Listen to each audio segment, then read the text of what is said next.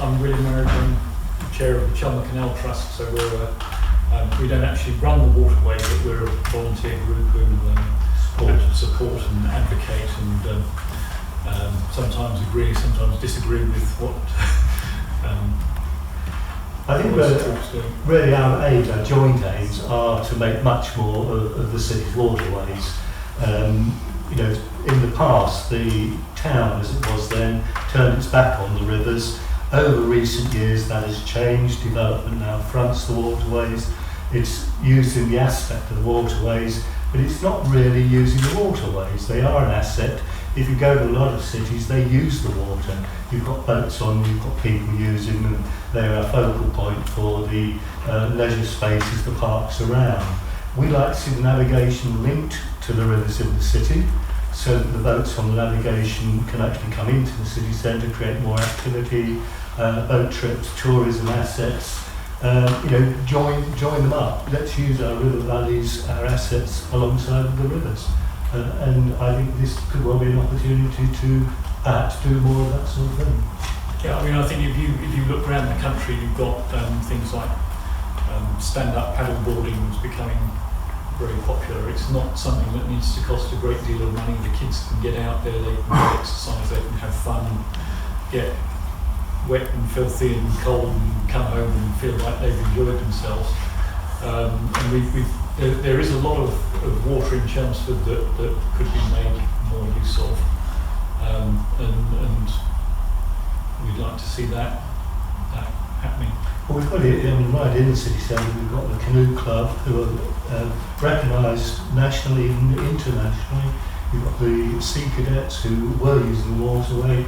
Unfortunately, the last administration at the council have tried to push them out. The Sea Cadets have lost a lot of their staff and interest because of that. But those again are assets that we should be using in the city centre. You know, it's recreational, it's healthy activity, healthy living, it's interest. We really do need to be making much more of these assets. Could I ask a question, please? I've been supporting the Canal link or Canal cut for many years, and the new council that got in, at first they said, yes, we had previously wanted to have the link and we're going ahead with the link. And there was a letter from the councillor in the paper saying that we're going ahead. Now, I went along to the memorial service on Sunday, and the councillor came and said, I do want to speak to you, John, because that was wrong what we said, that canal link. We're not so keen on that now. We're going to have a lock so that you just go up the river, through the lock. Now, but that makes the navigation. Who will want to go up the canal if we have a link by the river? Surely we should still want to get the link where it was going to be originally. Well, we certainly, as groups, as the Crackle group, we would like to see that link still constructed. We've got leaflets on the piano, by the way, which explain what we're trying to do. There are a lot of advantages in actually just putting a simple link through from Springfield Basin right by the Records Office to link up with the rivers by the automatic sluice.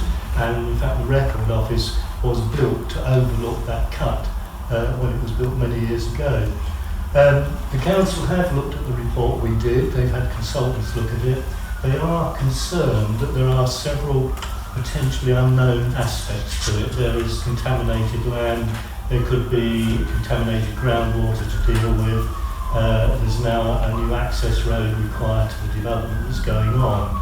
So they feel there's quite a lot of unknown costs, and they therefore said, well, let's look at the alternative, which is putting a lock in by the automatic sluice. We don't think that's as good. As you say, it means the basin becomes a dead end, not linked up. You don't get the extra water supply into the basin.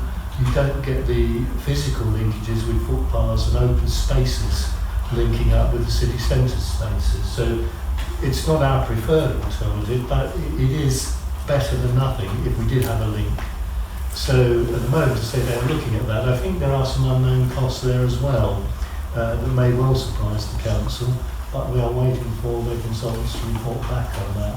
But I think what is interesting is there is a change in attitude with the council now, that they do see the need to try and make more of the rivers, and they do see the potential of that link. But I mean, following on from that, if you go down the navigation not far to Stamford Mill, you've got another tremendous asset there with potential to provide for museums, culture, open space, link it with the navigation, link it with country parks. Tremendous potential, but again, nothing has happened for many years, and something that does need to be looked at. And I think, like with any infrastructure project, it's complicated, and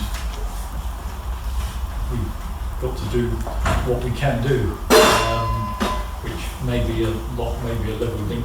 We want to make sure that it's at least one of those things. I think is the most important thing. And I think our view is as well that a new canal link would be new public open space. I mean, we all want public open space. What can be very attractive is public open space that includes water and water that is used. Yes. And I think more generally with the whole culture thing, the arts and culture and these sorts of activities, where they're most effective, they tend to be a bit edgy, they tend to be sort of slightly troublemaking, and I think what you were saying about it top down you can stop things from happening probably quite effectively, but you can't really generate ideas, you can't make things happen, you've got to allow things to happen, you've got to facilitate, and then things like that will come up.